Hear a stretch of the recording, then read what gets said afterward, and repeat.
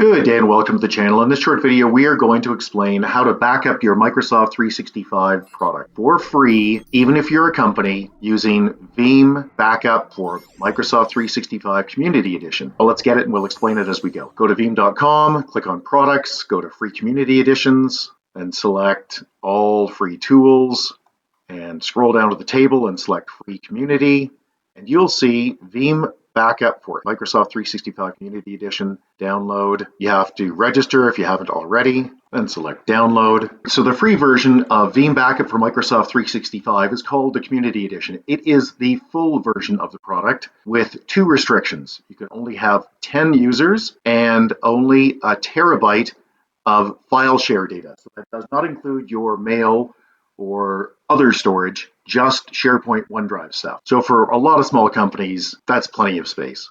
Now just launch that file, select open. It's just an ISO. All we're doing is mounting the DVD image. Run setup, install, and all we're looking for here is Veeam Backup for Microsoft 365. Accept. We don't have a license, so we simply click next here. And when I say we don't have a license, it defaults to the Community Edition if you don't have a specified license, because you have more than 10 people or more than a terabyte you need to back up. And as you can see here, we're running this on Windows 11, 25H2. But not only that, we're running it on a very, very old, massively underpowered Windows 11. And Veeam is going to run just fine on it. The machine was released in 2016. And it's saying, hey, you don't have a fast enough CPU. I believe that's what that is. Yeah, it's got to have 8 cores. This only has 4. 16 gig minimum. This does have 16 gig, but that's all. Let's get rid of this. But it will still let you continue it. So let's click next. And it's going to install PostgreSQL, which is just a simple database, very popular. Click start and type Veeam Backup. And you don't want the PowerShell, you want the one that says connect to. 127.0.0.1 is you. That's your computer. And yeah, use the current authentication, that's fine. It's connecting on port 9191. Unlicensed product, that's correct. No, I would not like to install a license. First thing we need to do is add backup infrastructure. So at the bottom left here, click on backup infrastructure, then click on backup repositories. And you could use this one, but I want to back up to a USB drive. So instead of modifying this, I'll just create a new one. So I'll right click and select add a backup repository. I'm going to call this Ramen MS Cloud. Next. Now, backup to object storage or backup to local disk. Yeah, we want to back up to local disk. Object storage is where you'd go if you want to back up to the cloud. Let's click on that just for a second and we'll show you. You can see you can back up to Amazon, Azure, IBM, Wasabi. We're going to choose Azure Blob. Blob storage or archive storage. You probably want to choose archive storage. Now, the only real difference between these two is that Azure archive storage, in addition to being way cheaper, won't be available for a few hours. In other words, if you try to do a restore, yeah, it's offline. They need to bring it online. That could take a few hours.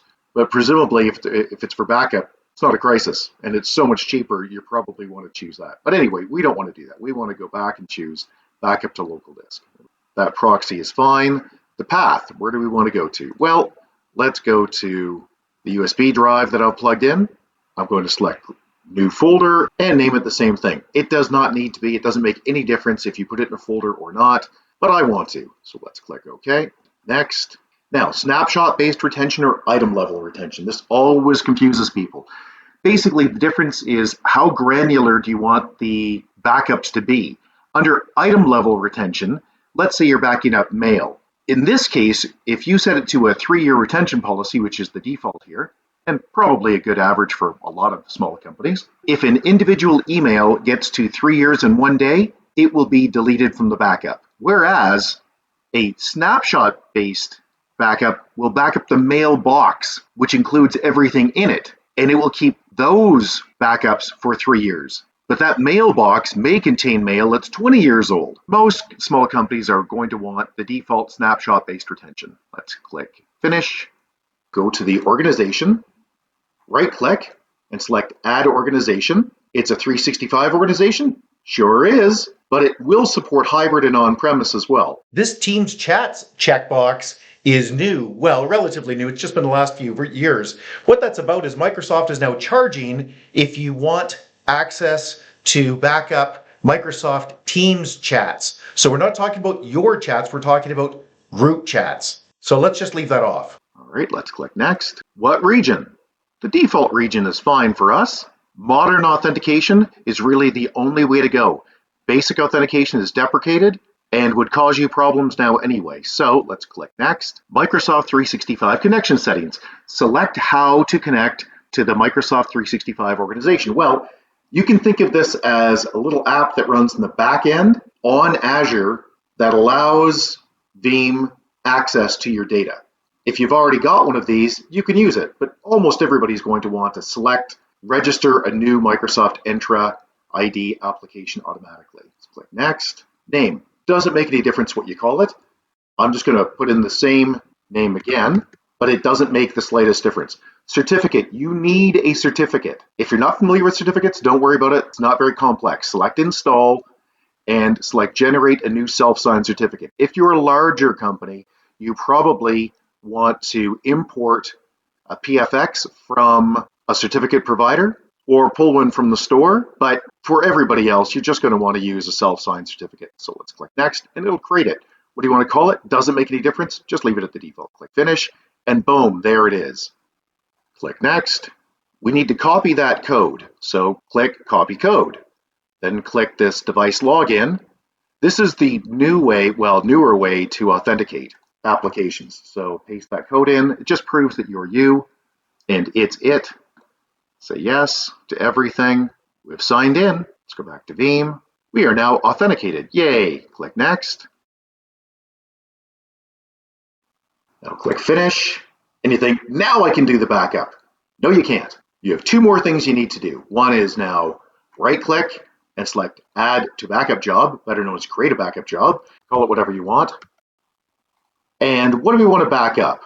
You can select anything you want. You can select the users. You can select groups or sites or teams or organizations.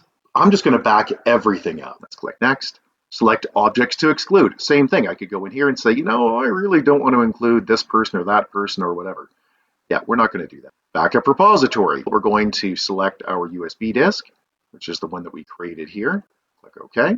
And we'll click next. And when do we want to run it? Well, every day at 3 p.m. We could do that.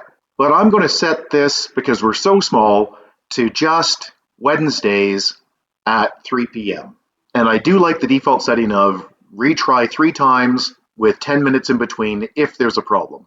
You can also set a backup window. I don't want to do that, so I'm just going to click create.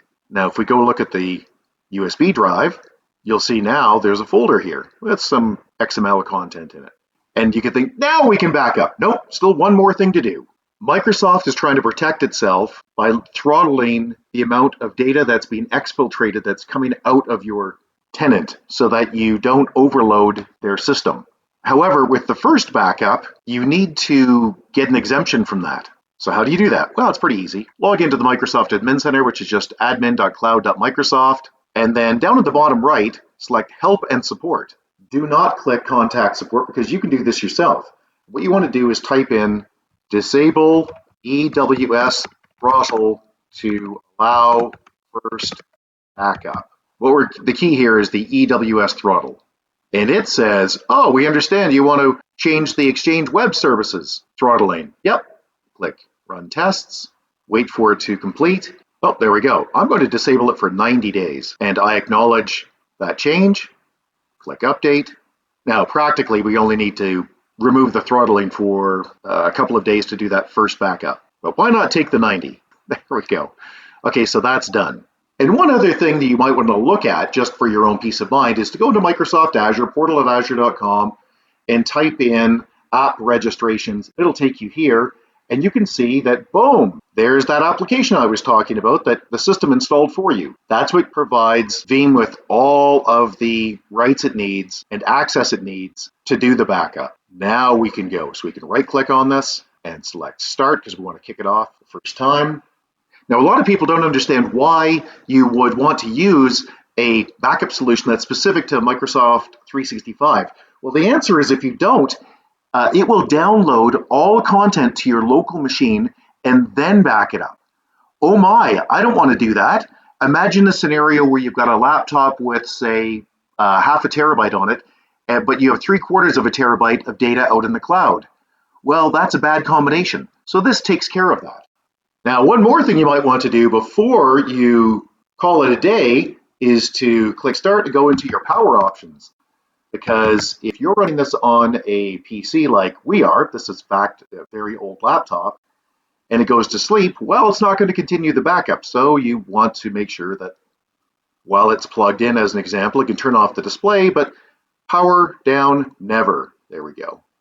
Also, let's take a look at the settings. So if you go into General Options, you will see that updates by default now occur automatically and silently. That's a really good thing, especially for small companies and home users. Just let it do the updates. I have never had a Veeam update go bad, so while it's certainly possible, this is pretty reliable. Let's click OK. Also, if you've bothered to configure this in a sophisticated way, and then you outgrow it, you might want to know what happens. Well, it's no problem. Click on License and you'll see right now you're at the Community Edition. But you could install a new license and not lose any of your settings. So you could buy it, and that's really nice. So here we are a few days later when the backups have completed, and I want to show you 3 things that you will find interesting. The first is how to solve this particular problem. Processing mailbox, blah, blah, blah. It completed with the warning, cannot protect the mailbox because the group does not have an owner. Well, how do you fix that? Not very hard.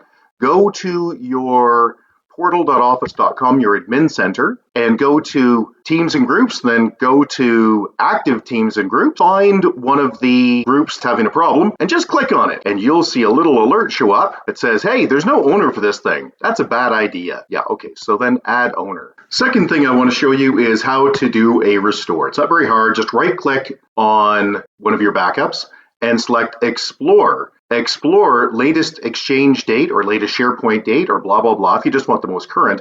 But if you want to go back to a point in time, say, I don't know, 2 days ago or whatever your other backups were, click on Explore Point in Time State. So let's do that very quickly. And you can see at the bottom here, you've got show items that have been deleted by the user. You could do that. In my case, I don't want to. Now, if you see this message, could not load file or assembly, system link, parallel, version 8, blah, blah, blah. What it means is there's a problem with your .NET. So usually it's an easy enough fix. You go to your registry, which I've already done off camera, and make sure that I'm running at least .NET version 4.7.2 or newer. You can see here I'm running 4.8, so that's not the problem. In my case, the problem is I haven't rebooted since I completed the Veeam install, and it really needs that. So I'm going to reboot right now. Okay, so we've had that error and we've rebooted to clear it, and let's see if it works. So we'll just right-click on the backup and we'll try to do a restore point in time for OneDrive. All right, so I can go into here and I could right-click on any of these files or folders and select Restore Document or Copy Document. I like to use Save Document. Basically, I don't like overwriting things ever. So I'm going to save these files as, and I'm just going to choose a folder. I'm going to save this in my downloads. And then this way, nothing gets overwritten at all. There we go. The last thing I want to show you is how to change the schedule. So what you can do is right-click on the backup and select Edit. And I'm going to change it from Wednesday to weekdays. And we'll keep everything else the same. And because I had some of those errors on mailboxes that I didn't have ownership of, I'm going to do another backup to clear those out right now because I don't want to wait. So that's that. Hey, if you found this video useful, please give us the big thumbs up. It really helps with the Google algorithm. Subscribe's also always appreciated. And if you have any questions or concerns, you can always get a hold of us directly at www.urtech, that's www.urtech.ca, or you can leave a question or comment below. And if we don't get back to you, somebody else will, because on YouTube, you know everybody has an opinion. Thanks and have a great day. Bye-bye.